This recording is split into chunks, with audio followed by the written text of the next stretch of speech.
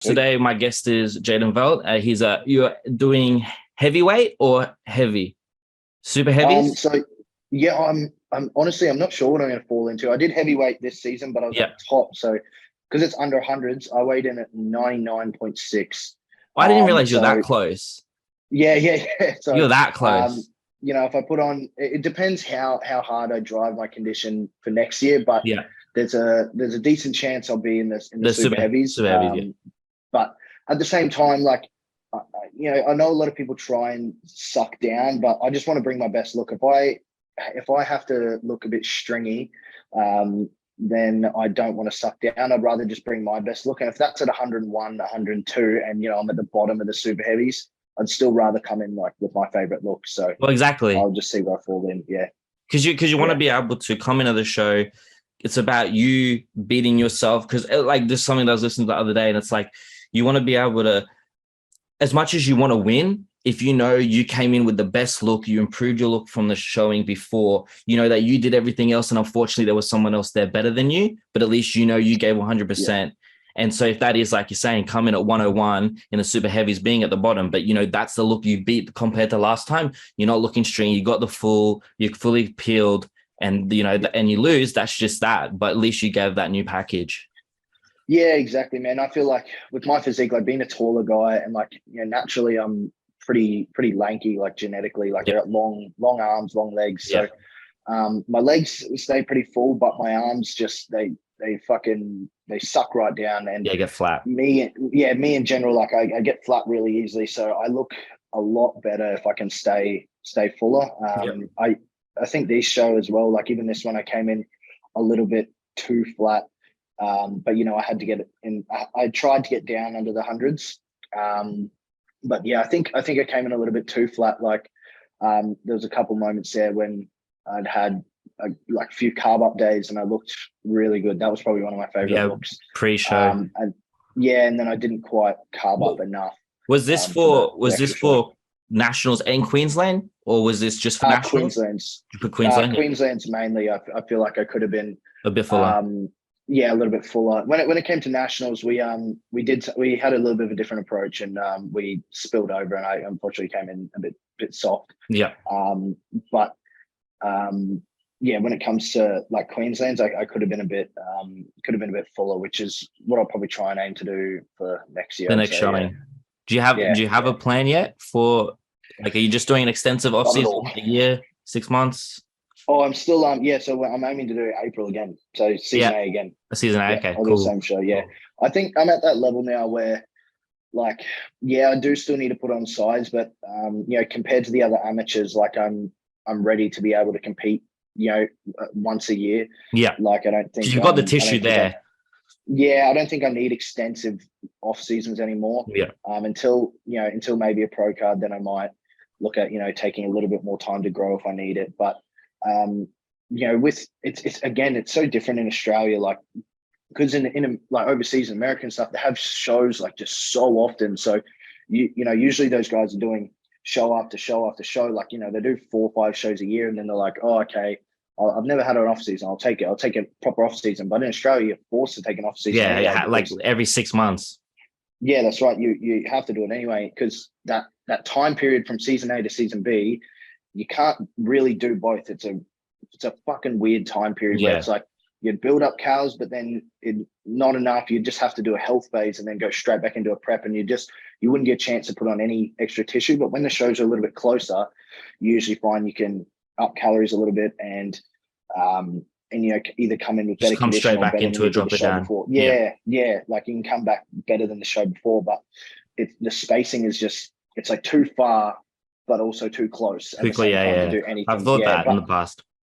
Yeah, so you have to take that, sort of 6 to 8 month off season before you start a prep anyway. But yeah, I'd like to compete once a year still. I think I'm right to that. So aim for April again. Yeah. And you're just hoping to kind of. So what was the judges' feedback on your last showing? So you need to obviously be bigger in the arms, a bit more fuller. Yeah, I actually didn't request any judges' feedback, because after knowing what I came in, I was like, I know where I need to improve. So first of all, was just overall size.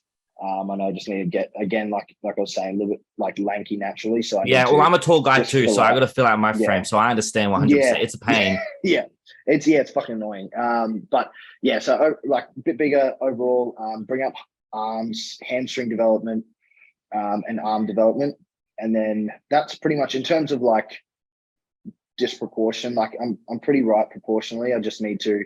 I think those could do with a little bit more detail and development, like hamstrings and arms. But other than that, that's the only focus on, like bringing up weak areas. Other than that, it's just getting bigger overall. But I knew that for nationals, my critique would be come in harder, drier, because I was holding a bit of water into that show. So I knew that was going to be the feedback anyway. Yeah, so there's no point getting that. You kind of knew from then.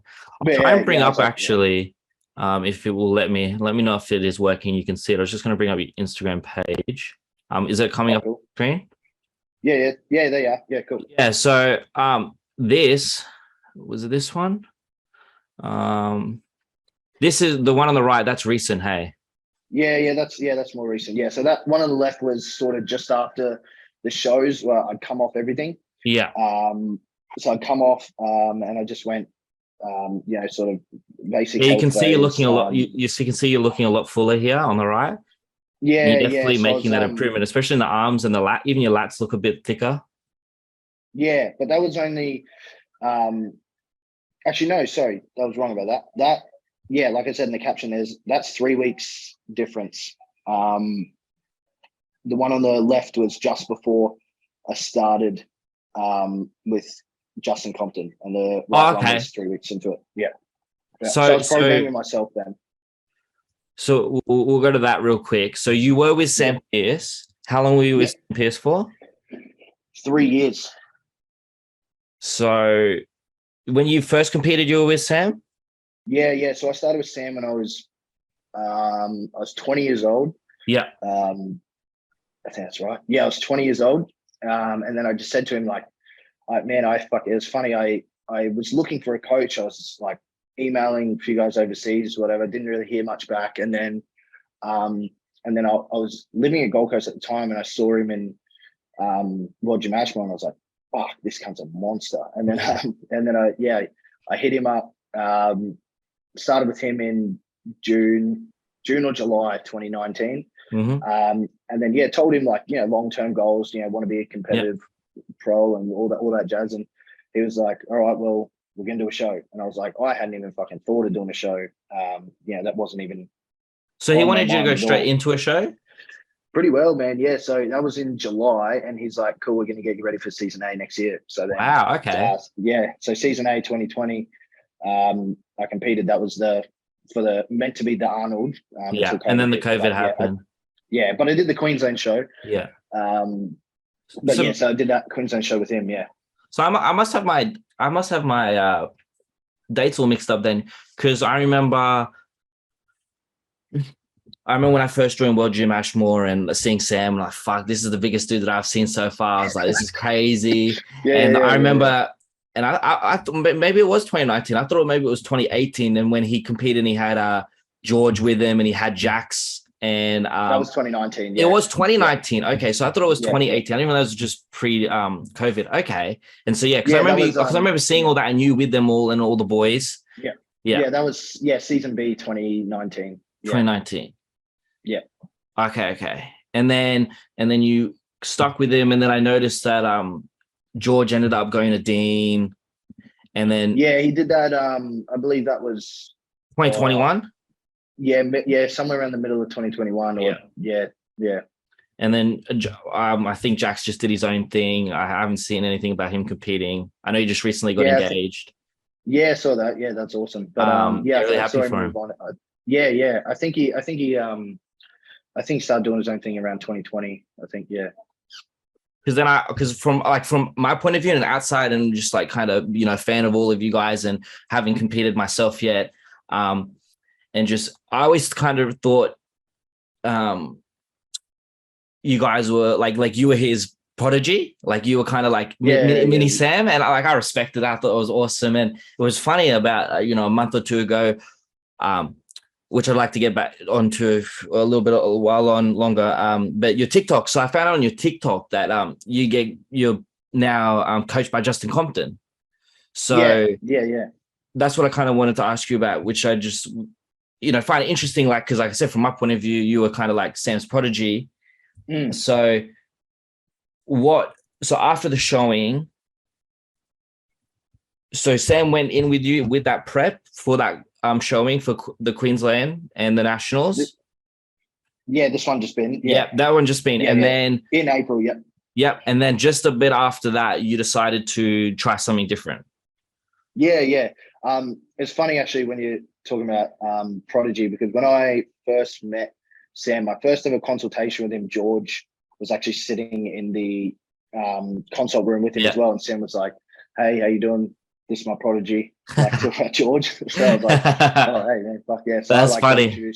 I got introduced straight away. But yeah, then we were real close. We still are real close. Yeah. Like I spent a lot of time training with him as well. Like he took me right under his wing in 2020, I think. Yeah, 2020, after like the gyms reopened and stuff like that. Yeah, when you opened Iron Asylum.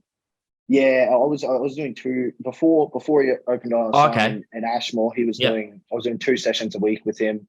Like he was putting me through hell, and then I started training with him 4 days a week. I was still living in fucking just south of Sunshine Coast. Oh fuck! I didn't realize you were living that far away. Yeah. So I was in Caboolture. Yeah. So it's 2 hours. And I was there fucking. I think we usually trained around either 6 a.m. or 8 a.m. What a drive! 4 days a week training with him at Ashmore. Yeah, that was a good time though.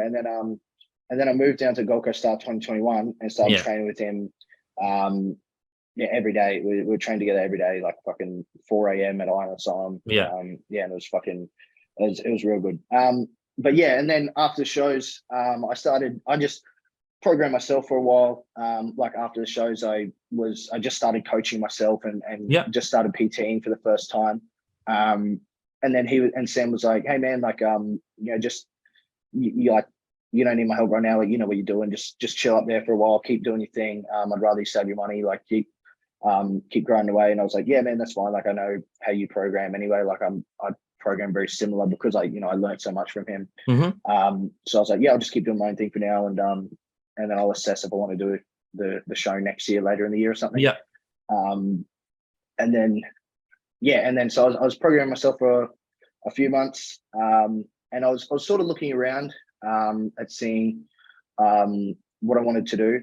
I've gained so much knowledge and information from Sam, and he's taught me fucking almost everything he knows. And I've spent so much time with him, like face to face, that I've picked up so much stuff from him, and I just thought it was worth me looking for other perspectives as well. And then when you learn from multiple people, you can take that in and you sort of mash it into your own sort of method and your beliefs. Yeah, I 100% agree with that. Yeah, so I get a lot of education from elsewhere still. Again, like I do a lot of my own education from other coaches altogether, and like heavily science-based coaches. Yeah. I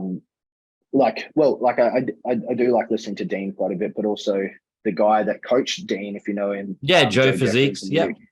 So I do a lot on him. I'm on the like Physique Collective and stuff like that. So I watch a lot of their stuff. Have you checked out the John Jewitts? I've heard that's really good. Yeah, so paid for his advanced hypertrophy course as well. Yeah. So a lot of those guys, like I love their information that they provide. And then it's worth having the experience from people as well. That's why I do like John as well, because he is an Olympian. Yeah. So I'm like, he's been there, done that as well. Personally, just my preference, I prefer the guys that are already pros or have been pro or something like that, because I'm like, they have a little bit more experience around actually being there at that level and getting what needs to be done.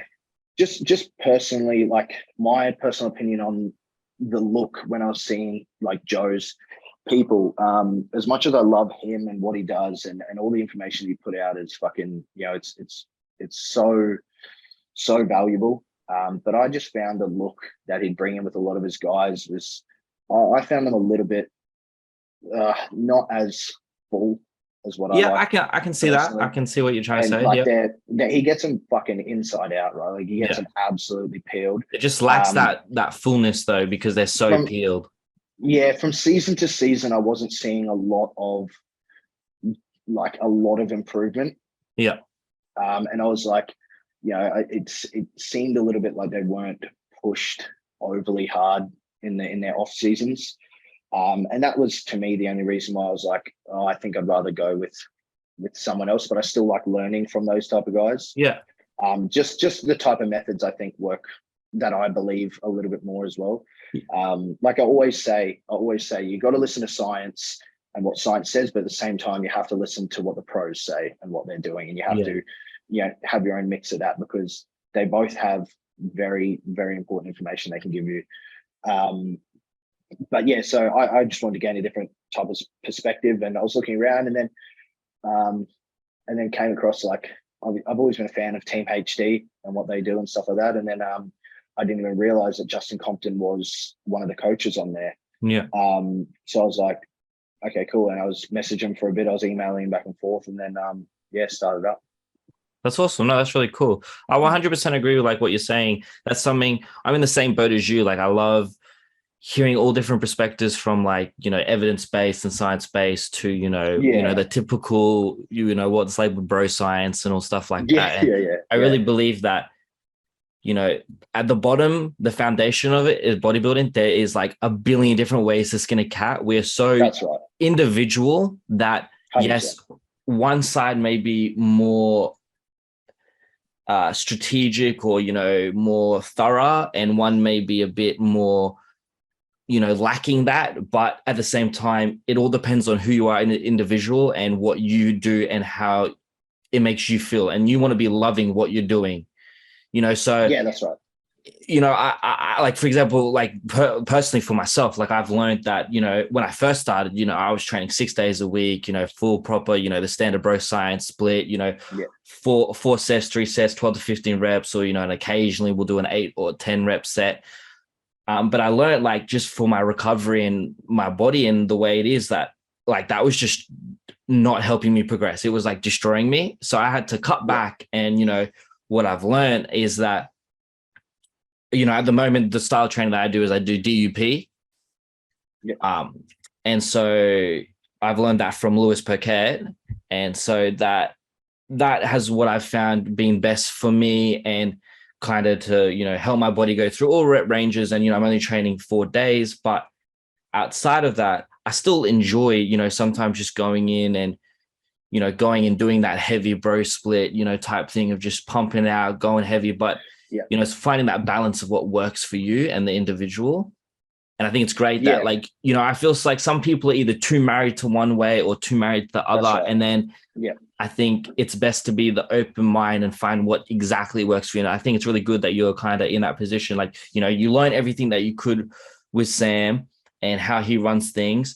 And, you're learning from people like Joe and John in, evidence-based ways, and how to apply that onto, whatever you're doing now and what you're doing with Justin. And, I think that's what's going to help you get the most benefit, because then you're going to know what exactly works for your body. Yeah, that's right. And a perfect example between the two differences actually is like I've seen some like laid out Excel documents that Dean's given to his clients for, like, when they're getting ready for the shows, a couple of days out. I've seen like how extensive and like how meticulous it is, and it's like and I'm like, man, this is insane. Like, he put so much fucking work into this. Like, I was like, so much respect for that dude to put in, like, just, it must take him hours to fucking write all that, make it look like that. Like, it's fucking so well laid out and everything. And then Justin fucking texts me, meal 1, 100 grams of oats, 25 grams of whey, send. And like meal 2, chicken, rice, and bread.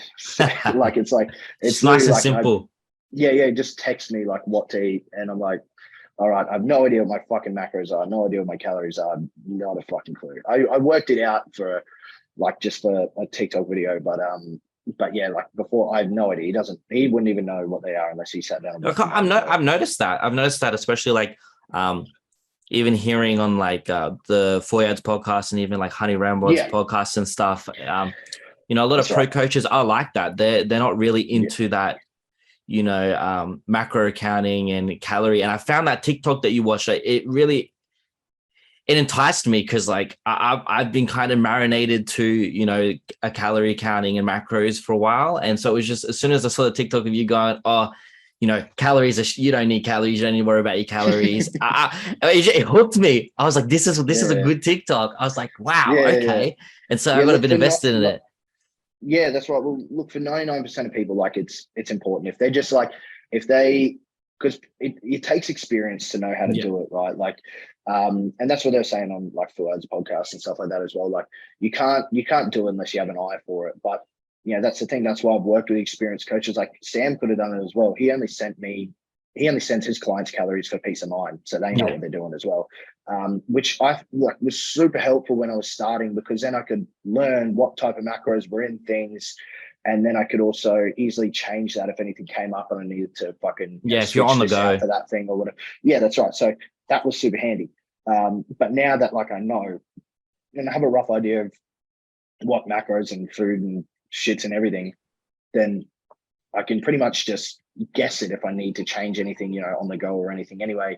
Especially in off season, it's not important, overly important. But yeah, like the guys that have the eye for the sport, like you don't need to sit there and base off calories, because when you're in a growth season or or a prep, like you're in either a surplus or a deficit, and your food's always progressing. Like if I'm in a growth season like now, my food progresses, so I'm already in a fucking surplus. He doesn't need to know what the surplus is. I'm already fucking in it. So he just needs to add like, let's add some avocado here, and then let's add some extra bread here, and add honey to this meal to get some extra carbs in, and let's add another 20 grams of liquid carbs post-workout. And it's like, who gives a fuck what the calories are for that? Yeah, because that's what I'm trying, like that's what I'm starting to understand, because at that point it is really about, okay, so how are you looking? Like, how's your body fat?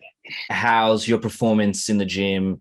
And then that's where you meticulate, okay, we'll add a bit of fat here, or we'll add a bit of carbs during this time. We'll take bit of carbs here, and that's where, scale weight does become irrelevant. I can understand how calories and macros become irrelevant, because, it's not really about that anymore. I'd say I'll probably use it. Like I use it for my clients when they start prep. I'll write up their diet and I'll go, okay, cool. Yeah, I'll start them about that many calories. That looks good. Send them that diet, and then after that, I won't worry about it. I'll just start to drop from places here and there, and I won't need to see. And when they get real close to the show, I might sit there and work it out if I'm like worried about pushing them too low. But I really don't think that's going to be the case, because I've done it myself. I know what a diet looks like on fucking 1900 calories.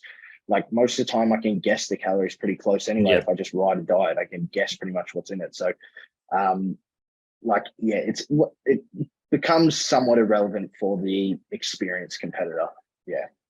Okay, so that's interesting. So with that, so now that you're saying, so you're with Justin Compton, what's been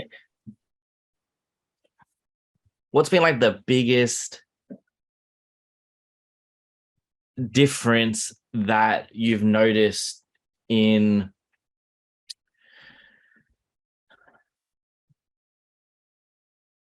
sorry, I'm just trying to work out the right way to work. So what's the biggest difference you've noticed with Justin instead of Sam in the way, is it like the way, so are you doing your own programming with training, or is he also doing your training? No, so he's doing everything just like a normal coach would.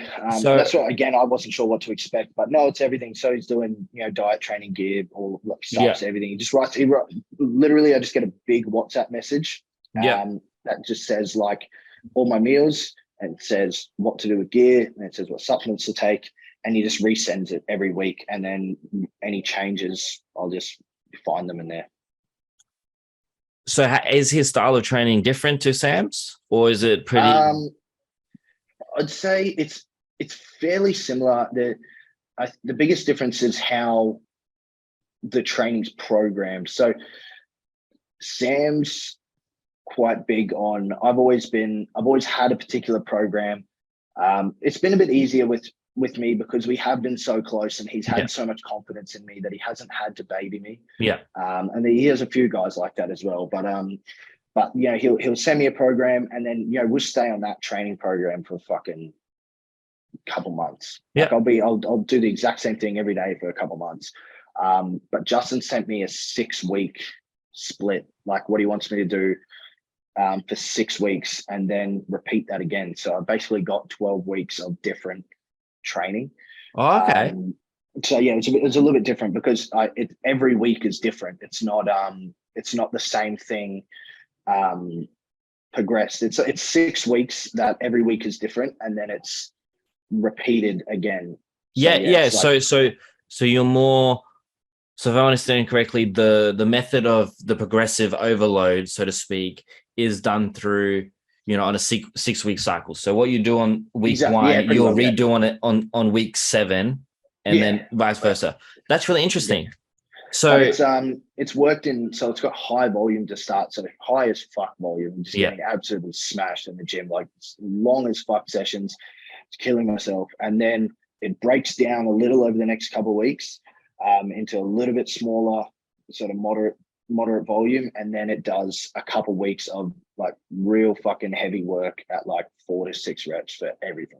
4 to 6. Okay. Yeah. Real heavy. Yep. And then that's restarted all over again, back to the high volume. And then, you know, that's really interesting.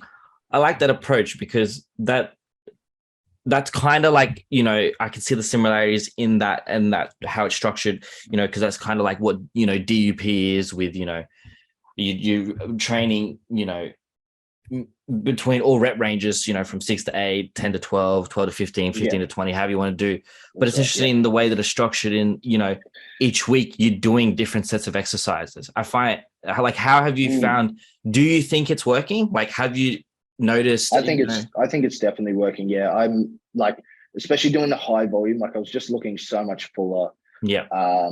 And I was feeling good. And like, there's an intensifier on every fucking exercise when we're doing the high volume. So it's a few weeks of real complex shit, like doing every exercise has got some type of intensifier on it. Like I'm doing Smith squats. It's never just a normal Smith squat. It's like 3-second negatives, 1 second pause at the bottom. And then I do hack squats, and it'll be like 1 1/2 reps. So, you know, like all the way down, halfway up, back down, that equals 1.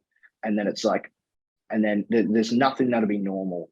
Everything has some type of intensifier or variance to it until you get to the real heavy shit. And then it's super basic, and it's like fucking squats, leg press, leg extension, like all just no intensifier, no supersets, and drop sets. Nothing. Yeah. And just so it's broken right down, and it's just the basics, heavy as fuck. And then you go back to the more complex stuff. I actually am really impressed by that. I actually would love to give that style a go. That's really interesting. And I think that's a really cool blend of kind of that, in my opinion, you know, the bro science and the evidence-based training, and kind of blending it into one. And like I said, I haven't heard of that type of style before. So I think that's really cool. And I'm glad to hear that it is working to some degree for you. Yeah, I've always just had like that same type of style where I've been like, I strongly believe in what Sam's done, where it's just been, this is your program, go do that for a while, get good at that before we focus on changing things. And that 100% worked for me as well. It's just been, I guess, different doing it the other way, but they've both worked great for me. It's quite fun having something different, but and I find it's working good because it's something I've never done before. And a lot of the exercises, if I haven't done them before, it's like you have to relearn them again, because you have to almost relearn them. Like you feel shit at them when you start, and you have to get good at them again. Yeah, and it would be good too as well. You'd always be kind of, that classic shock the muscle, always kind of giving it new stimulant too, because you'd gone from, even though it is slightly different, but you'd gone from like, that, okay, we're going to train this program for 12 weeks straight. Well, now you're kind of doing, you're still doing that progressive of every 6 weeks, but you're still going in week to week changing, so it kind of gives your body that balance too. And I can see how, I guess, from another point, whether it is a consideration, but one, you'd be targeting the muscles from different angles, you'd be doing different things, you're always making sure you're kind of hitting the body from all different angles, as well as then giving different types of movements and execution, giving your body a rest. For 1 week it may be all, like, let's say, heavy rows or something, and then the next week you may back off for the heavy rows and you may be all pull downs, but in 6 weeks time you're going to go back to the heavy rows, so you're still going to get that progression. Yeah, that's right. And that's exactly what he said when I was talking to him. I was like, what's the plan with training once his 6 weeks is done? And he's like, yeah, you're going to do that again, and that's when I want to see the progression. When you're repeating those exercises again, I want to see, like, you're doing better than you did whatever it was 6 weeks ago on that same week. I want to see the progressions on that. But yeah, so that's another reason why, like, I wanted to trial a bit of what he's learned, because I'm pretty sure he did a bit of work with Hani Rambob back in the day.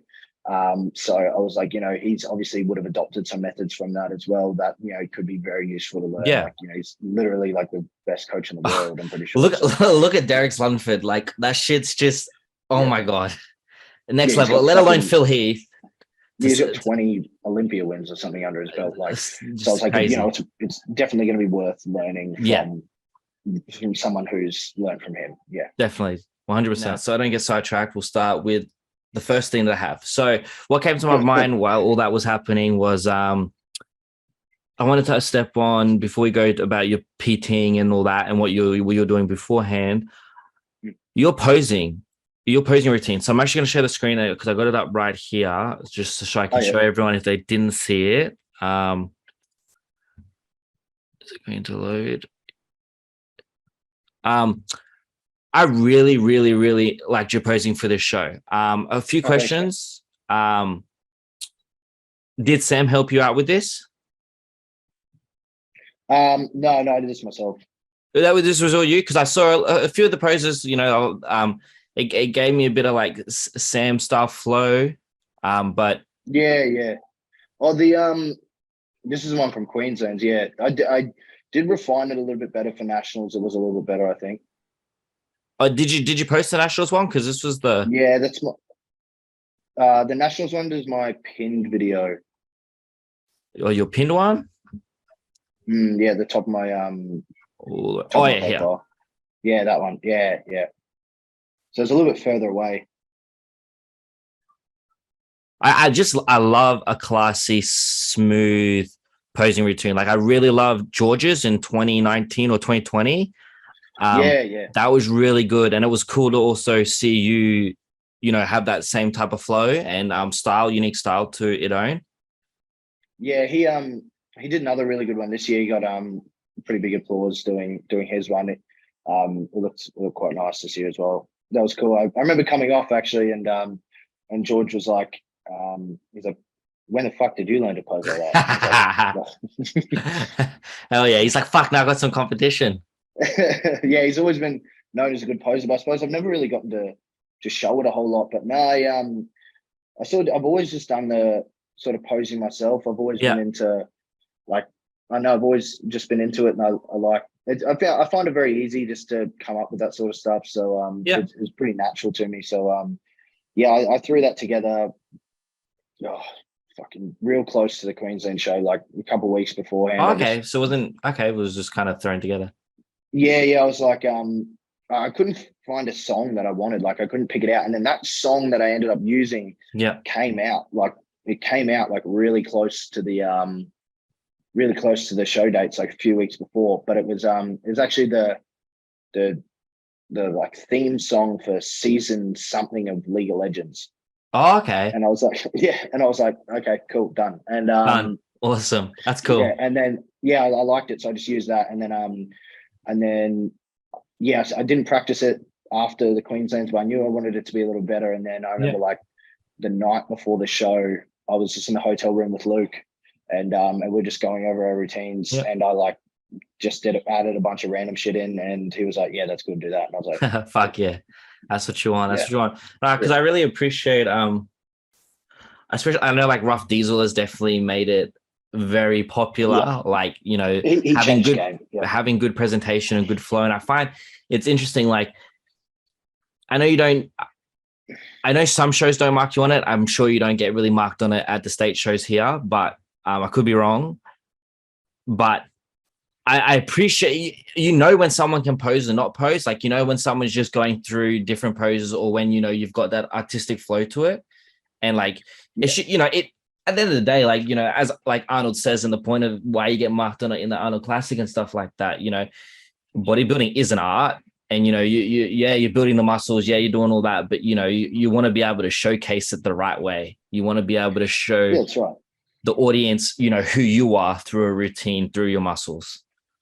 Yeah, that's right. That's right. And I think, like, you know, it's very physique dependent. Some people who have that thicker, denser, stockier type of look don't suit that style of posing as much, but you're still able to make it obviously really good. You know, providing you put the effort into it. But yeah, no, I think Rough Diesel changed the Terrence changed the game. Like, yeah, just for everyone.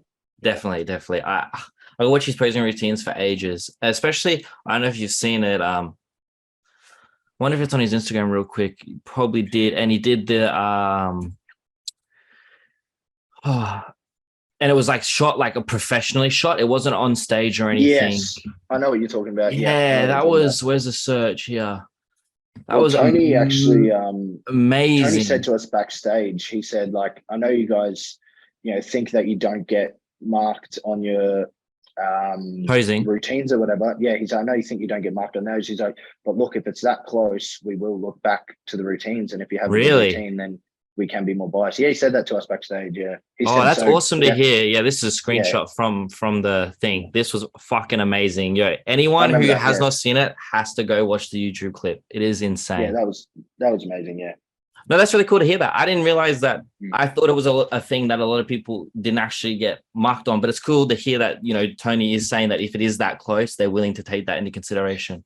Yeah, that's right. And it's, you know, just encourage people to not fucking be lazy on it, and, you know, actually prepare something, not come out the day of and just fucking do your mandatories. Like, definitely, you know, put some effort into it. And that's basically the idea behind it, is like, you know, I think it's more so along the lines of like, we'll notice if you're being lazy. Yeah.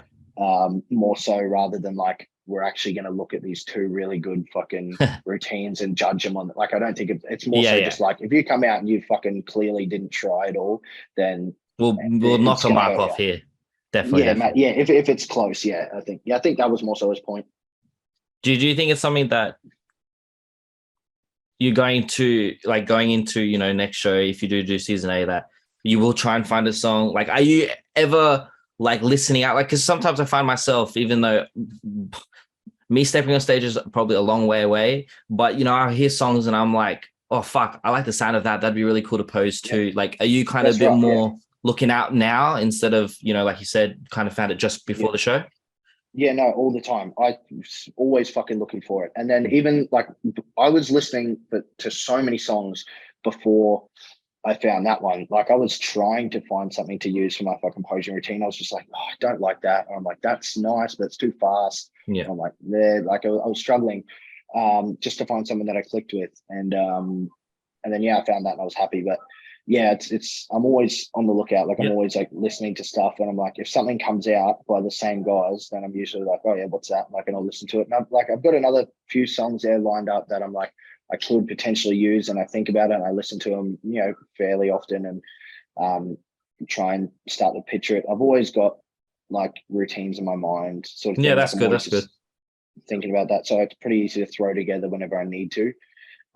It's just a matter of doing coming up with little. It's always the filler filler poses that are hard to come up with. Like, you can do some cool shit, like you know, do a couple cool poses and stuff like that, but then it's like having little filler poses to do in the transition. Yeah, like the transitioning. Yeah. That's usually what you got to think of. Like, I'm always like, the way I sort of structure them is, I'm like, okay, I want to do this, and I want to do this, I want to do this. Like, 3 really cool fucking things throughout this posing routine, or however many I want to do. And then I'm like, cool, now I just need to come up with random shit to do in between those to make it flow well. Yeah. I think that's the important thing. That's it. Yeah, and that's the only way that I make it. Like I'm like, that's how I structure my whole posing routines. I just pick a couple things I want to do, and then I just work around that. Shit to do in but if that works for you, that works for you. I'm definitely excited to see what you're going to present next. Yeah, I got to try and fucking top that now. So you set the standard now. Yeah, now you got to owe it to yourself. Now I got to come out and do that every time now. Yeah, that's funny. So another topic. So back to what we were talking about before, to do with the training and just confident in that, and you're talking about PTing, and so I know that. You got some clients that you're prepping now, or you're getting ready to prep for next year? Getting ready to prep for next year. So they're actually going to do the season A show with me. Yeah. Oh, awesome. So same show. With that, are you? So I remember you saying you the way you've kind of structured some of your stuff with your clients, you're doing that kind of what you learned from Sam. Are you also incorporating stuff that you've learned from Justin recently, or are you just kind of sticking with the basic because you feel that maybe they're not at that level like you are to be taking on type of training like Justin's and that? Yeah, that's a good question. And like, I'm definitely keeping it a little bit more basic, but at the same time, I'm taking a few things from Justin in the sense of like just a few of the exercises that he got me to do, like the intensifying techniques and stuff like that I just never tried before. I'm taking a little bit of that I'm like, oh yeah, that was good, I'll give that to this person. Or how I like the way he structured the leg days as well. So I've got 2 leg days a week, and it's ones but they both have quads and hamstrings. I've always done 1 quad day, 1 hamstring day, but they're both quad and hamstring, and one's just got a little bit more quad than the other. But so I quite liked that. So some of the guys who I felt like their legs were behind, I've given that to them. Not necessarily behind, but like I've got another tall guy. Well, yeah, I know what you mean. That's what I was gonna say. Like you being a tall person yourself, and like I know, like filling out our back and arms are hard, but it's like filling out our legs, the worst thing, especially if you have really tall, long legs. That's right. I'm very fortunate that I've got good insertions in my legs, and that I have long legs, but I don't look like I have long legs. Like you get that, like some guys have those tall guy legs where their rec fem is stretched out, and it's like, and they look really narrow, but they're actually quite dense, but they just look narrow. But I find that mine, I quite like the insertions in them and whatnot. I definitely agree. Like like so your insertions here. Yeah, they don't look long and stringy like some can, but I'm very lucky. Like I did when I said earlier how I was doing those like 2 sessions a week with Sam at Ashmore. Like we did so much quad. Like both those sessions were quad sessions every week, 2 days a week. And how was your recovery with that? It was fine after a few weeks. For the first few weeks, it's fucked, but then your body just adapts to it. And it's like that forced adaptation, and then it's fine. But yeah, like we did 2 sessions a week, 2 leg sessions a week for fucking a year straight, and that's like, fucked. I could not imagine doing 2 quad sessions. And they were both like both of them was with Sam, like not training with him, like just him putting me through hell. So they really grew from that. Like the change from this comp to my 2020 show was like so big for my quads. So definitely put on a lot of size. I was fortunate with that. So but yeah, I like some of those leg days that I've got from him. So I've applied a lot, but I'd say I'm also doing more of Sam's type of structure when it comes to my guys now, because it's easy to follow and it works. It's simple and it's very effective. So I've done that for a lot of my guys until they get a bit more advanced. A bit more advanced. There's definitely that there's definitely a skill gap. If you don't want to use the word skill, but I do agree there is like a moment where I think it's important when you get a coach that you start at the basics of what that coach believes is basic. Whether you've been doing all different types of stuff beforehand, or you think you're an advanced lifter, you got to put faith in the coach, and you need to start at their level of basic and work your way up from there. Oh, that's 100% right. Like me, I'm fucking, Justin probably thinks I'm a fucking basic dickhead that doesn't know much. You know what I mean? Because compared to him, he's, you know, done so much like crazy shit. So to him, I'm just like, he'd be like, he's not that good. We'll give him some basic stuff. You know what I mean? So like, yeah, it's just another thing I'll get used to. And I'm sure that'll progress differently as well if I choose to, you know, move into the next growth phase with him as well after the show. Yeah. So with that, what have you found? I guess none of them are really in prep yet. So maybe that's a question I can ask you in another podcast. But I was going to say, what has it been like? So what were you doing? Because this is only recent. Hey, maybe 6 months, maybe a year. You've been PTing now. Oh, bro, not even that. Fucking 3 months.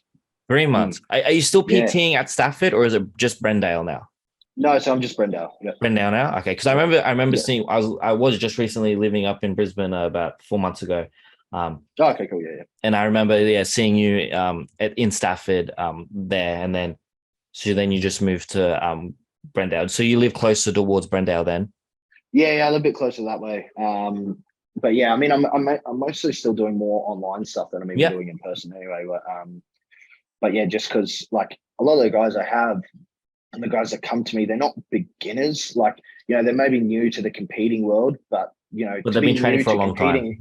That's right. New to competing is still an experienced lifter in somewhat. So would you say that makes your approach and how you kind of, you know, work with them a bit easier because they do have that, you know, experience, so to speak, in the lifestyle, but just not in that competing. Yeah, so much easier. You know, I don't have to baby them as much. Like they still, when it comes to competing and serious bodybuilding, there's still a few tricks and stuff that you know, they're not used to, or that they need to, you know, work into their routines and stuff like that. But yeah, it makes it a lot easier than, you know, coaching someone who hasn't been lifting for very long, and you got to be a lot more basic with them and take it right back and start from square one. Where for, you know, these guys have been doing the basic shit for a long time, so now basic level bodybuilding is very advanced when it comes to lifting. So basic gym lifting is a lot different to basic bodybuilding. 100%. Yeah, so I can just apply basic bodybuilding to them, and it's working very well. Yeah, that's good. So what were you doing before your PTing? Fucking all types of shit. Yeah, so you're just doing all different types of jobs. Just whatever I could. Like, honestly, my first show I worked at IKEA. And that was a fucking pain in the ass, because it's so much better. I feel like this next prep is going to be just so much easier, having, you know, my own time to do like all my cardio. I have time to sit down and do my food. Like, yeah, you're busy. Like, yeah, you're always working, and there's a lot of work to do, but it's just a different type of busy when I want to. That's right. It's right. I can make time for myself. Yeah. If I want to work, if I need to do shit, I can do it at fucking 9 o'clock at night if I need to. Yeah. You know what I mean? I fucking, even now, like, I don't do many mornings here at all. That's just the way that the clients fall. So I fucking wake up at 9 o'clock every morning because I can. Yeah, you know it's good. You got that. Having that freedom and prep is going to be like just next level. Yeah. That luxury, that's kind of, you know, every bodybuilder's dream. Well, every amateur's bodybuilder, every amateur's anyway, to kind of, you know, have that luxury to go, okay, well, I can put all 110% into this. And then, you know, I'm not having to worry about, you know, financial needs or work, because, you know, I can cater to that around, you know, 110% in your prep. Because, you know, we know less stress, you know, less exhaustion, less, you know, I'm sure working at IKEA, you know, even just walking, standing on your feet, you know, you when you're like 6 weeks, eight weeks out, it's still doing more damage than good, even though you're not maybe doing anything as taxing. It's still affecting you. Bro. Yeah, I worked in the fucking warehouse too, so I'm just lifting boxes all day, and like it's not hard. Like it's not hard work. I don't understand I'm a fucking construction worker or anything, because it's definitely not that hard. But it's still like it was just fucking annoying, and like the meal timing was annoying as well, because it's like you do like any retail job, you do a fucking 4-hour shift, you don't get a break. Yeah. So I remember this was like so regular. I would and I was only part-time as well, so I was fucking I'd do a 4-hour shift, and I you don't get a break. And then, so I finished work and I haven't eaten in 4 fucking hours. And, I'm 5 weeks out, so I'm dying at this point. And now it's 5 p.m. at night and I got to go train. And my pre-workout meal at that time was 3 pieces of bread. So that was the worst fucking time ever. Like, if you haven't eaten in 4 hours and you eat 3 pieces of bread, bro, you're so much hungrier. I can imagine it wouldn't be enough to even fill you. It would just, kick in that metabolism to go, give me more. You'd be fucked. It was so bad. I couldn't. And then you go do a fucking leg session. So like, that was just like the worst thing ever. I was like, this is just making my bodybuilding journey harder. But I've always put bodybuilding first, and that's why I've done well, because I've had so many jobs and I've just quit them because I was like, if this is making bodybuilding harder, I just quit it. Like it was that simple, because I'm like, I don't give a fuck about this job. I'm that's out. The thing. If it doesn't, you have that passion, you have that drive, you know what you need to do. So, at the end of the day, there's always different jobs that you can do. And, obviously you took the leap and, started coaching and online coaching and doing PT and face-to-face. And, that's going to help you get that luxury to, it's all about 1%. That's something that even, I know you probably know of him, but like I've noticed lately, Tim McKinnon on Instagram, he's been talking a lot about, 1%. He's been writing that a lot. And it's true. Like no matter what it is, whatever aspect, 1%, it adds up. It makes a difference. So, it's good. Yeah, that's right. And I've always been like that. Like this show, in April, I worked majority of it. I was living in the Gold Coast. I ended up, we couldn't get a house because it the rental market was fucked. Like, it was fucked. Every house we're going to, it's 200 other applicants. So I couldn't get a house. Like me and my partner, we couldn't get a place down there. So, and our lease was up, and we ended up moving. Well, she already lived up this way. Sorry, I ended up moving from my place back in with her up this way. That's what brought me up this way from Gold Coast. And I still had a job down in Gold Coast that I had to travel to for the last 6 weeks of prep. I was traveling to the Gold Coast for work. That's a hassle. Bro, because I was like manager at a like an indoor fucking go-kart track. Yeah. And that was like, but I started at midday, so it was easier. Those everything so around. It allowed me. It was easier though, because it allowed me to train in the morning. That's true. I was able to get up. I was able to get up at 5, train. I was able to eat beforehand, train, eat after, drive down 2 hours, get there, eat again before I start, and then I'd work till like 9 p.m. at night. That was the only shit thing, is then I wouldn't get home till fucking midnight. But yeah, like starting at midday was this while you were training at Iron Asylum too?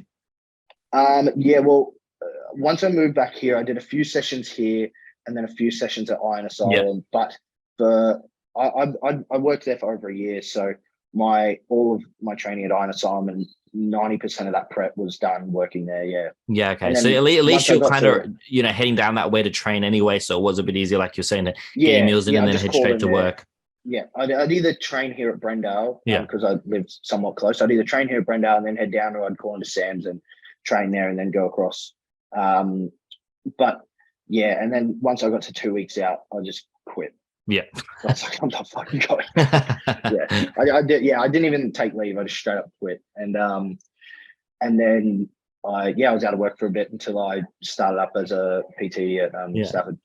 Well, congratulations! Like, I think it's great to do what you need to do and chase your dreams. And a lot of people find it hard, to take that risk, take that jump. But I'm sure there would have been many athletes, let alone even just people in general, who would have gone, nah, I can't quit my job. But you went, you know what, I know what I need to do. Fuck it. I quit. 2 weeks out, focus on the prep, finish it strong, get it done, and then go, all right, well, what can I do to benefit myself now going into my future with this? Okay, I'm going to start PTing.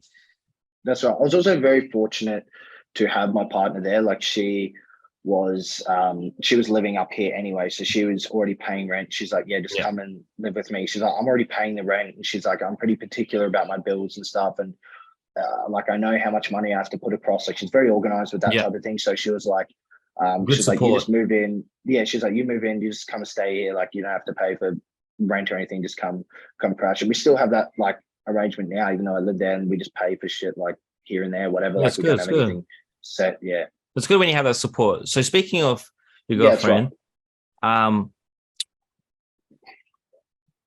I was going to say how recent is this, but I'll word the question this way. Did you have a girlfriend in your, not the prep that you just did with your current partner, but in other preps? Had you had a partner?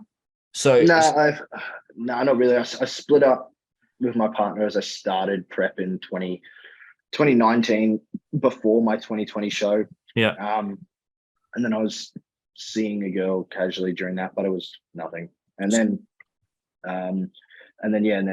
I met Charlotte now when we were, it was end of 2020. So yeah, you weren't in the, so you hadn't started, it wasn't during the prep that you met her. No, it was 2020 I met her, yeah. So what was it like? Because I know there's a like, for example, and one of my ex-partners, she wasn't really big into bodybuilding or anything like that when we first met. And, it was a struggle at first because she just, being a girl, they want to go out, they want to have dinner, they want to do this, they want to do that. And it's just because I'm like really focused on, I find for myself that, if I'm not, how do you word it? I don't like using the word genetic, but like I do definitely have to work a bit harder than, someone else who can be a bit more relaxed. And so I was always kind of like, get mad at yourself. Yeah. So I kind of like, look, I can't just have this meal here and stuff like that. Right, yeah. And so like, she's like, I don't understand. This is ridiculous. So I couldn't imagine what it would have been like in a prep. And because, you hear some things, and because she's not in the sport, is she? No, she's not. But she was super easy. Like, I'm lucky. I'm very fortunate that she's as much of a fucking hermit crab as me. Like, you know what I mean? I don't go out, man. Like, I don't have, like, even my friends now, like, that are in the sport, they're friends in the sport. And like, I'll go see them. I might hang out with them here and there and train with them, but I don't hang out with anyone outside of the gym. Like, not a single person I go and see or spend time with or anything. So, that's how I knew it was going to be. And she's somewhat the same. Like, she has, one or two friends that she chats to, but never goes and sees, or very rarely goes and sees. So, but I sat her down and I was like very, very brutally honest beforehand of like just what to expect from prep. And she was like, and obviously she didn't know what to expect really, but she's pretty intelligent girl. So she could understand what I was doing and like why I was doing it and stuff like that. So, she like, if you ask her, she says that I was fairly easy to be around. Oh, that's good. That's good. She's like, she said like a few times, if you ask her, she's like, yeah, like you're really good at it. Like, it was easy. You were good at being organized and getting your shit done. So I was like, that was like, I'd ask her like every now and again, I'd be like, hey, could you, like, if I'm out at the gym or I'm doing something and I'm like, I need to be organized, I'm like, hey, can you throw some rice on for me? Can you throw my food on for me or something like that? And like, she was very helpful with that type of stuff. But I still feel like it was always more hard on them than it is on you. You know what I mean? Like, it's always difficult physically for us, but like, she doesn't get fucking to go out and do anything fun. Like, again, that didn't bother her too much. Like, she's pretty chill with that. But like, it would have been nice. Like, she still enjoys it, obviously. So, it would be nice to do that stuff with her. I just used to make her food. Like, every day I'd cook her dinner or something like that, because I'm like, just to create that balance, keep it happy. Yeah, just to be like, be like, here, like, here's some type of gesture, and also this is the only enjoyment I get from food. So I just live through you. So literally, I get that. So I just do that, but she thinks it's fairly easy, and I think that this next one will be even easier again. Like, she'll be able to, because she knows what to expect. Yeah, she knows what to expect. She's like, it's pretty fine. Like, because even now in off season, we don't go out. We don't, like, maybe twice a month we might go out and have like an off plan meal, like go out to dinner or something. But it's very rare, man. Like, we don't really do it at all. Even in terms of like going anywhere and doing anything recreationally, like, we're not really into it. We're just very much homebodies. Like, we sit at home and fucking just watch TV all the time. Well, that's good. Like, it's good that that's all we do. That's really good to hear. Like, it's good that, she's obviously, very catering to that, and obviously matches like who you are and your personality and your values, in the sense that, you're both hermits. Right. So, you don't have to worry about, or she, feeling bad because she wants to go out, but, you kind of can't. Or even the fact, like I was about to say, like, I'm sure on the off season, you can be a bit more lenient, and, if you guys want to go out for a date night or something, but even then you're saying, like, you're on the same page anyway. You don't really care for that. So, it's good that you got that system. Right. So it's good. It's good that, you've taken a step, what you need financially and, work-wise to help with your dream and career in the bodybuilding. And then you've also got a partner and a support system that, exactly caters. So, you got all the right things to kind of excel yourself, really. And it's great to hear. She's 100% like, I think she's definitely doing it so that when, so I can be successful. And she's like, yeah, see, I believed you. Now you got to buy me shit. Like, she said so many times, she's like, I'm just sticking around for when you're actually successful and you can buy me shit. And of course. Like, fine, fair enough. Yeah, all good. That's awesome. I was like, that's fine. But it's funny, man, because she always did believe in me. Because when we met, I was unemployed. I had quit IKEA, and I was unemployed for about fucking 6 months when we first met. And she was still like, I don't know, believed in me and wanted to stick around for like, she had no reason to whatsoever. I could just been some shit talking gym junkie that's just like, fucking, I had no money, but I still spent it on gear and food and shit like that. And I didn't even have a job. And she's like, I didn't even have a fucking job. And so, but she still stuck around, and she gets believed in me for some reason. So, it ended up working out obviously very well. No, it's good to hear. That's really good to hear. It's good. I think definitely something that I've also learned, is it's important, have that just in life, but especially in this, sport as well, having a community, having, whether it's a partner or friends that just understand like who you are, understand what you want, understand what your goals are. And, it's only going to make you better. Yeah, that's right. And then obviously when you start doing this and getting into the sport, like you lose a lot of friends anyway when you start. But I've been doing it long enough now that's like, they're all gone. They're long gone already. So, now the only people I have around me are people who are also interested in the sport themselves. Like when you're a competitor, you only even have other friends that compete. Like I don't even have really any friends at all that don't compete. Yeah.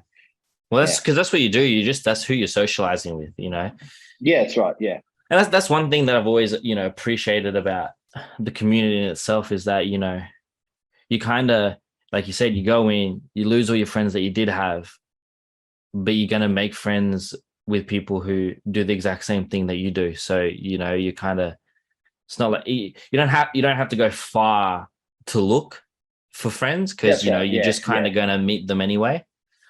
Especially I found it was so much different when you do a show. As soon as you do a show, that's when you meet everyone, because like, once you get into bodybuilding, you don't really meet people in the gym. Yeah. Like, you're not really talking to people in the gym and whatnot. But once you go like into a show and you start getting noticed, and then people start seeing, and then, especially Sam would post me and stuff like that, and people are like, oh, who the fuck's this guy? Like and then, you just introduced, I met a lot of people through Sam. Like I have him to thank for my entire life being the way that it is right now, because he introduced me to all of this and everyone. And if I never went with him to start with, I probably never even got that exposure, done that show. No, that's right. And because he forced me into that show, and that's what made me meet everyone and get amongst it all, and really made my love for it. Because you love bodybuilding and you're like, yeah, this is amazing, bodybuilding is great, whatever. And as soon as you do a show, it just starts a complete different fire in you that you've never had. And that's what made all the difference. And once you actually go backstage and you meet all the guys backstage and you're amongst all the other competitors, that's when you really meet everybody. And you kind of get on the same page. Your friendship group. Yeah, that's right. Yeah. That's cool. My question is, so I saw that a month ago. So you've signed with Purpose Nutrition now? Yeah. So that was a couple of months ago. Some months ago now. Yeah. So you're a Purpose Nutrition athlete. That's correct? Yeah. So I know that's run by Jared Miller, and he's been doing Purpose Nutrition. That's like his brand. He's had that for quite some time now. Yeah. So kind of briefly, how did that come along? Did he reach out to you? Did you reach out to him? And what does that entail? I know like you have the discount code for people that they can use, but are you getting free subs, or are they going to support you in your next when you do your next show? I think that'll be more discussed. I'm not highly sure. I'm not 100% sure. So what plans are show wise, but yeah. So he reached out to me originally. I've been friends with him because I competed against him. Actually, lost to him in juniors in 2020. Yeah, I remember that. Yeah. So we've been friends since then, and he reached out to me just after these shows and was like, "Hey man, like I'm looking to bring on some people now." Like we had a chat, just talked a little bit more about what he wants from me and stuff like that. He said he's had people in the past, and then COVID was a pain in the ass, and he's still, it costs money to have athletes, and he was really helping them out, and he did a really good job for them. But he sort of focused on a bit more growth in the business, I believe, more recently, and then he just started to. He was explaining he wanted to start on focusing on getting more athletes on board, and his goal is to bridge the gap between Australia and USA in terms of their athletes and the the sponsorships and deals. That's right. Like he's already getting stuff in here that's like you don't get in Australia. Really, because I know he was first one to get Evogen, like Honey Rambo's supplement and stuff like that. Yeah, and he's got deals with them, so he's in contact with those guys, and he's networking with those people, and he's trying to bridge that gap, allow athletes, especially purpose athletes, to be able to go over there and potentially even at some point meet those guys or something. If he's able to get a booth if he's able to get a fucking booth at the Olympia, it's the athletes who are going to go over there and stand with get a benefit.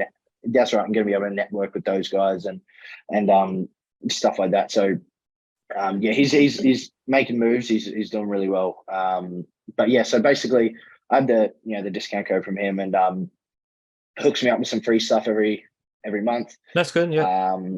I guess it'll depend on what it's like showtime, and if any overseas stuff does happen with him, I'm not sure what'll come about it then, but like we're tied anyway, so it's fine. Yeah. Like you'll just shoot me a message and be like, hey, this is what the goal is, like we'll do this, but we want you there, or whatever it is. But so that was exciting.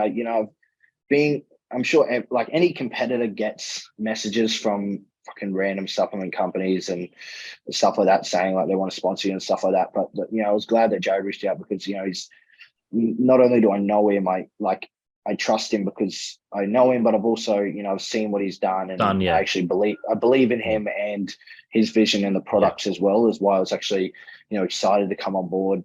And he's put on a couple other people since then as well. Like I think he's got a couple clients that he sponsors as well, and then another good friend of mine, Nick Weir, has just jumped on board as well. No, that's awesome. Yeah, because I've been following him for a while and watching his business grow. And I remember during that COVID and that he did have a bit of a tough time, and then he was working really hard and just coming out of and rebounding on like a whole new level and getting everything, the growth right. And so it's really good to see that's all kind of planning out well.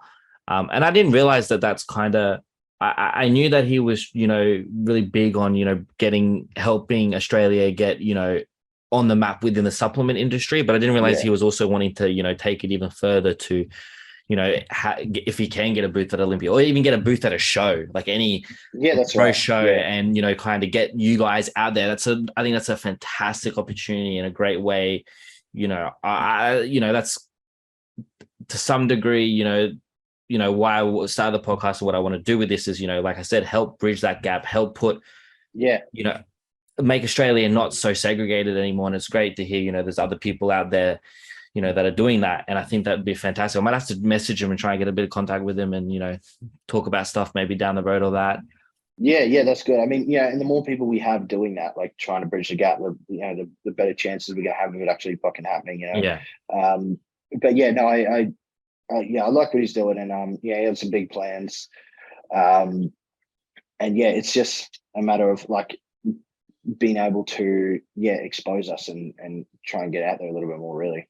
No, it's good. It's good. And I think the other point that you made that I really do like is that, and it's important, so many, as an athlete, everybody wants a contract, everybody wants a, sponsor, but, and you're always going to get, shady or, not well, I shouldn't say shady, but you know what I'm trying to say. Like you go, can you get shady? Yeah. Can you get? We'll sponsor you this supplement. Can you sponsor us? And it's kind. You may do it for a quick cash here and there, but it's very important to believe in the product, believe in the person, believe in the founder, and it's good that he's reliable. You know who he is. You're close mates with him, so it's great that you have also that relationship outside of just that client, sponsor type relationship.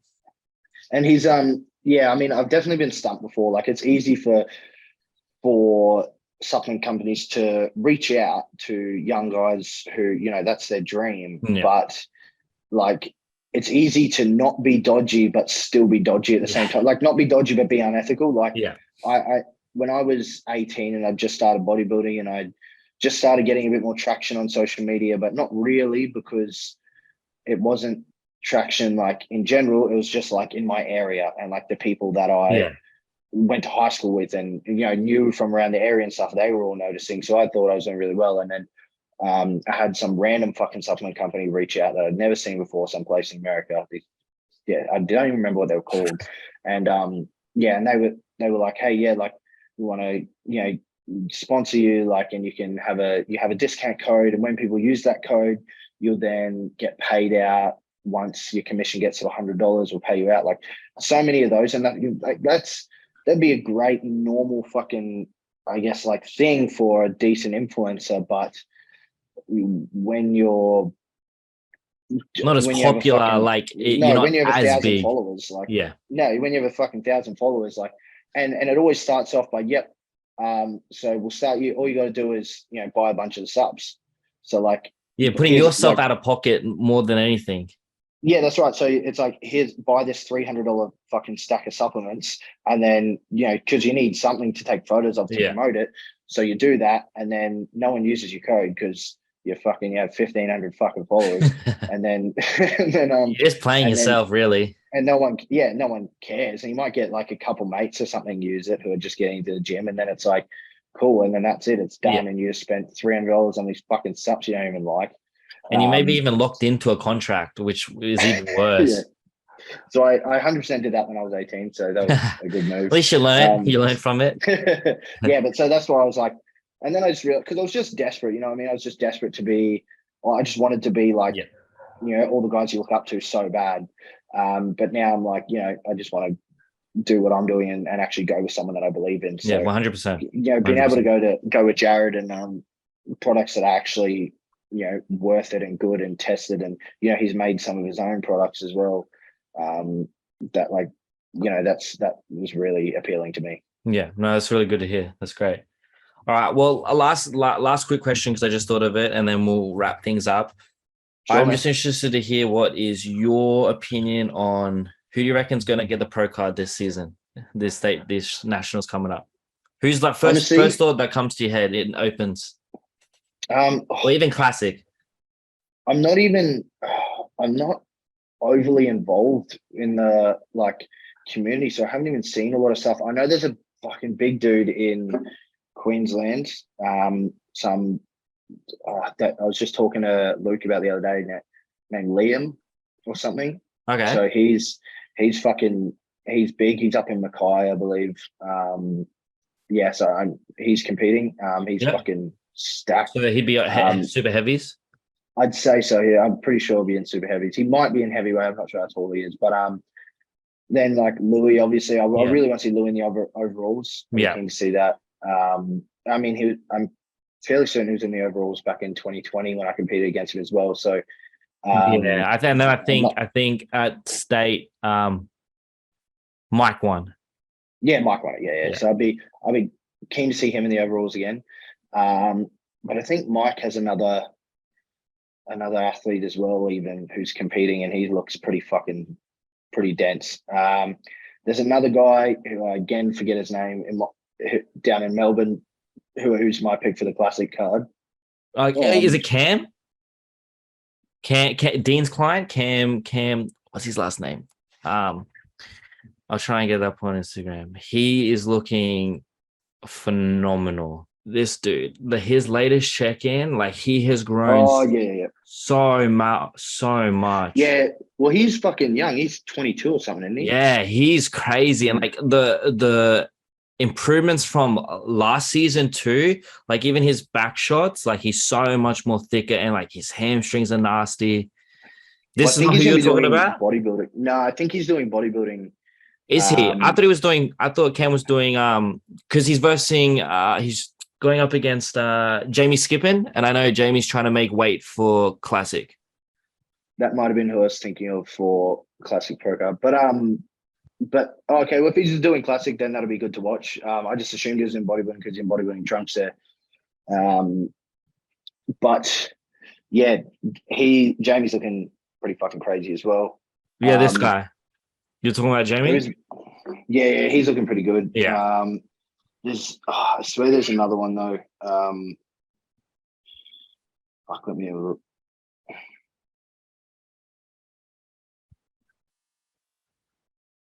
Because I don't know a lot of the Classic boys that are doing it, but I know some of the Open. Like, yeah, I'd love to see Louis get in there. There's that other dude that Logan's training, and I think he's doing QLD.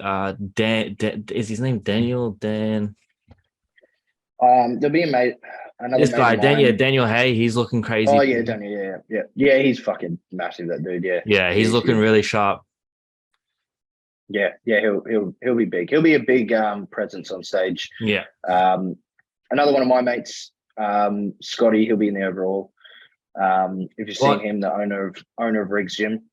What is he heavy? 100? No, he's fucking under 80s. Really? I think he's like 5'1", man. Holy shit, that's tiny. he's short, but he's a fucking juggernaut, man. What's his name? What's his name? Search up Scotty, like SCOTTI. Yeah.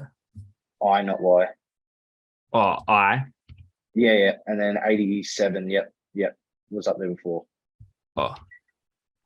This guy. Yeah. Oh, yeah, I saw you train with him and you did the 4 plates on the front Smith. Yeah, that's right. Yeah, so he's fucking stacked, bro. Like he's so fucking thick. Like his legs, like the cuts in his legs, man, are like an inch deep. It's so much like his hamstrings look thick. Oh man, photos do him no justice. He's well, you know how fucking short Peter Hartwig is. There you go. And that's in. There's Pete right there. So he got Pete up there. That's wild. Out to the gym to do some posing with him and like run him through some sessions. But Scott's thick, man. So he'll be like, I'd say he'll win. One to look out for. He'll win the under 80s. I'd say like he'll be up there. His side shots are fucking insane. Like he's so thick that like his legs from the side are just mental. So I can't imagine there'll be anyone else in those lower weight classes that'll give him competition. Yeah. If he's got the dense muscle anyway, like you just think about back when like Cam taking away the pro card at the last show, like that's right. So Scotty's got the dense muscle, he's got the condition. I don't see why he couldn't take on any of the heavier boys. Yeah, that's right. It's possible, and his condition is next level, man. Like he's like Cam was. Like he's absolutely inside out. Like who's his coach? Yeah, do you know? He's coaching himself. No, really? Himself. Wow. Yeah. Dude's absolutely peeled, and he hasn't even been taking any of the fucking fat burners yet that we would. He's only just put them in now 3 weeks out. So well, that's I didn't know about that, so I'm definitely keen to see him up on stage. So yeah, I'm very keen to see him up there. Are you going to be at the shows? Yeah, I will. So I'll probably see you there if you're going. I think I'm just going to be at the Nationals. I don't think I'll be at the Queenslands. Oh, okay. Yeah, but either way, I'm keen to be there. I'm keen to see. I'll take my camera anyway. I'll get a few photos of the boys and stuff. Yeah, 100%. No, that'd be awesome. That'd be cool. I'm definitely looking forward to it. It's going to be. I thought everyone. I knew people were saying that, not everyone's going to do season A because, we're not too sure and COVID, we're just getting out of COVID but I didn't realize, how much people that were not actually doing season A, like season B is going to be some pretty heavy hitters. Yeah. I think I think season A was fucking stacked, and like I haven't seen enough from season B, and I think when I get up there like and get to the national show and actually watch, I'm going to be very surprised by fuck me, like the amount of people up here that are actually like good quality that I haven't even heard of or haven't seen. I'm going to be like very surprised, I think. No, it'll be good exciting times. Love it when we're close to show time. It's always fun. Yeah, that's right. Yeah, it's a good time. Yeah, I mean, if you're not competing, you always feel like shit. You just feel like a fat fucking and you don't look good. But pretty much.